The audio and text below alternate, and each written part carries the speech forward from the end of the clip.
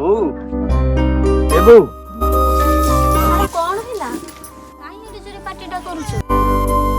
ପଇସା ଦଅନ୍ତୁ ନା ସାର୍ଟ ଗୋଟେ ଆଣନ୍ତି। ପଇସା ହଉ ରହିଥା ରହିଥା।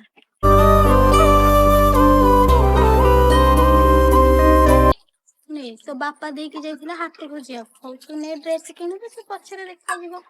ପଇସା ନେଲୁ ଠିକ ଅଛି ତୋ ବାପାକୁ ଏଇ କଥା କିଛି କହିବୁନି।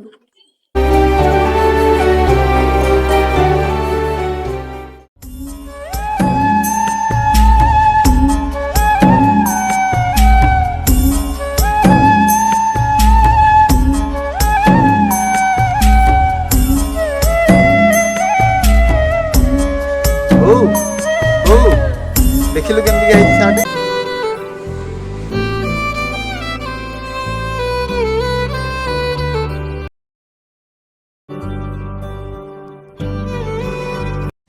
ଆରେ ତୁ କହିଲୁ ସାର୍ଟ ଆଣିବୁ ବୋଲି ସାର୍ଟ ନ ଆଣିକି ଶାଢୀ କଣ ଆଣିଛୁ? ପାଗଳ ହେଇଯାଇଛୁ ନା କଣ? ନାଇଁ ବୋଉ ତୋ ପୁଅ ପାଗଳ ନୁହଁ। ତୋ ପୁଅ ଭୁଲରେ ଶାଢ଼ୀ ଆଣିନି ଏ ଶାଢ଼ୀଟା ମୁଁ ତୋ ପାଇଁ ଆଣିଛି। ଆରେ ତୁ ପା କହୁଥିଲୁ ସାର୍ଟ ଆଣିବୁ ବୋଲି। ନାଇଁ ବୋଉ ମୋ ପାଖରେ ତ କେଜାଇ ସାର୍ଟ ଅଛି। ତୁ କେତେ ଦିନ ସେ ଚିରା ଫଟା ଲୁଗା ପିନ୍ଧି ରହିବୁ ସେଥିପାଇଁ ମୁଁ ତୋରି ପାଇଁ ନେଇଯାଇଛି। ଆରେ ପାଗଳ ଗୋଟେ ମା ପାଇଁ ତା ପିଲାର ଖୁସି ସବୁ କିଛି। ତୁ ନୂଆ ଡ୍ରେସ ପିନ୍ଧିଥିଲେ ମତେ ଖୁସି ଲାଗିଥାନ୍ତା। ସେମିତି ଗୋଟେ ପୁଅ ପାଇଁ ତା ମା ସବୁ କିଛି।